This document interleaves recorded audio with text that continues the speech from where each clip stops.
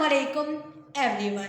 देखिए, आज हम जिस मौजू पर बात कर रहे हैं, शायद ही इस हकीकत से कोई भी इनकार करे, कोई इनकार नहीं करेगा।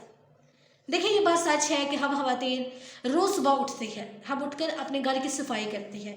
हमारे दिल में एक ही बात होती है कि हमारा घर जो है वो साफ़ सुथरा रहे। हमारे घर में कोई आए तो उसे ये ना महसूस हो कि ये कितने गंदे हैं।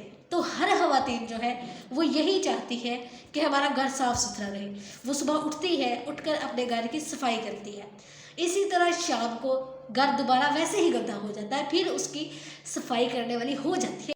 इसी तरह जो हम जाले उतारते हैं, तकरीबन 2 दिन ही गुजरते हैं तो वो जाले आहिस्ता आहिस्ता कोनों में दोबारा नज़र आने शुरू हो जाते हैं। देखिए, इसी तरह हम सफाई करना छोड़ देंगे तो हमारा घर जो है वो घर में रहने के काबिल नहीं होगा। हमारा खुद दिल नहीं करेगा कि हम इस घर में रहें, हमारा दिल करेगा कि हम इसकी सफाई करें। देखिए, सेम इसी तरह घर की सफाई तो चले हम कर लेते हैं, लेकिन हम एक चीज़ भूल जाते हैं जिसकी सफाई की सख्त ज़रूरत है हमें, जिसकी सफाई हम करते ही नहीं है, आमतौर पर हम तवज्जो ही नहीं देते, और उसकी सफाई का हुक्म है, और वो है दिल। हालांकि दिलों का मामला भी कुछ ऐसा ही है कि जब हम इसे साफ़ सुथरा रखेंगे, हम अपना दिल इबादतों में लगाएंगे, हम अल्लाह ताला का जिक्र करेंगे, हमारा दिल अल्लाह ताला की तरफ रागिब होगा, हम फ़राइज़ के साथ साथ हम नफल भी पढ़ लेंगे। और जब हम नमाज़ पढ़ना स्टार्ट करते हैं तो आहिस्ता आहिस्ता हमारा दिल करता है, हमारे दिल से आवाज़ आती है कि मैं तहज्जुद भी ना पढ़ लूँ। आहिस्ता आहिस्ता हमें तहज्जुद की भी आदत होना शुरू हो जाती है।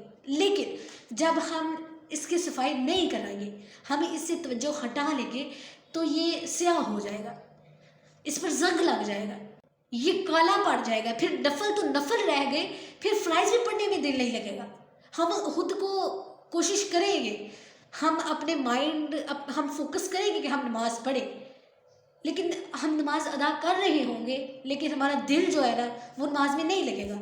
गुनाहों में हमारा जो ध्यान है वो बढ़ जाएगा, हम बेशुमार गुनाह करने लग जाएंगे, इतने गुनाह करने लग जाएंगे कि हमें तौबा का ही पता नहीं होगा कि हमने तौबा करनी है, कल को हमने आगे जाना है। और फिर इन मसलों से जो बचना है ना, ये बहुत मुश्किल हो जाता है, और मुसीबत हम पर इतनी ज़्यादा आ जाती है कि दिल पर ना अच्छी बातों का असर नहीं होता। कोई हमारे पास बैठ के अच्छी बातें कर रहा है, हमारे वालिदैन कर रहे हैं, उनकी बात हमें बहुत कड़वी लगेगी, जितनी ही अच्छी बात हमारे दिल में नहीं उतरेगी। देखिए, दिल की गंदगी का सबब क्या है? रसूल सल्लल्लाहु अलैहि वसल्लम फरमाते हैं कि जब मोमिन गुनाह कर रहा होता है, जब वो गुनाह कर रहा होता है तो उसके दिल में एक स्याह नुक्ता लग जाता है। अगर वो तौबा कर ले, बख्शिश कर ले, अल्लाह ताला से माफ़ी मांग ले, तो उसका दिल दोबारा चमकने लगता है, उसका दिल दोबारा रोशन हो जाता है। और अगर इंसान जो है वो गुनाह करता जाए, वो भूल ही जाए कि यार मैं क्या कर रही हूँ, मैंने करना क्या है, रास्ता क्या है, जब रास्ता ही नजर ना आए, जब हम गुनाहों में इस कदर हम जुड़ जाते हैं कि हमारा दिल काला हो जाता है, उस पर जंग लग जाता है, जिसका जिक्र अल्लाह ताला ने कुरान में फरमाया है, बल्कि उनकी कमाए हुए अमाल, यानी तुम्हारे कमाए हुए अमालों ने तुम्हारे दिलों पर जंग चढ़ा दिया। यानी अब मालूम ये हुआ कि ये जो हमारा दिल है, ये गुनाहों की वजह से ये काला स्याह और जंग वाला हो जाता है। गुनाहों की वजह से याद रखें, इंसान की ज़ाहरी और अंदरूनी बीमारियां ज़ाहिर होने शुरू हो जाएंगी, वो बीमारियों का शिकार हो जाता है। ज़ाहिरी बीमारियों में क्या है? दूसरों की दिल आज़ारी करना, नमाज ना पढ़ना, अल्लाह को याद ना करना, दूसरे के हुकूक ज़ाया करना, बड़ों की बेइज्जती करना, झूठ बोलना, गिबत करना, चोरी करना, लड़ाई झगड़े करना, ये हमारी ज़िंदगी को तबाह और बर्बाद कर देंगे। इससे हमें रास्ता बिल्कुल नज़र नहीं आएगा। हम भूल जाएंगे कि हमारा रास्ता क्या है, हमने किस रास्ते पर जाना है, क्या ये रास्ता सही भी है या सही नहीं है, हम भूल जाते हैं, हमें फ़र्क नहीं रहता। और अंदरूनी बीमारियाँ क्या है, क्या हो सकती है आपके ख्याल में?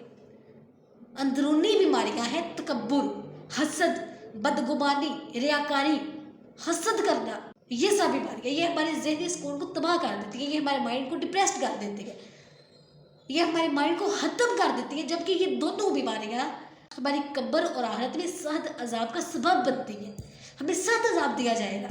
दिल की सफाई कैसे होती है कि अल्लाह ताला से तौबा करें, गुनाह हो गए तो यार माफ़ी मांग लो, वो माफ़ कर देगा, उससे माफ़ी मांगो, उससे बख्शिश तलब करो, तो आपका दिल चमक जाएगा, स्याह नहीं रहेगा, चमक जाएगा, रोशन हो जाएगा।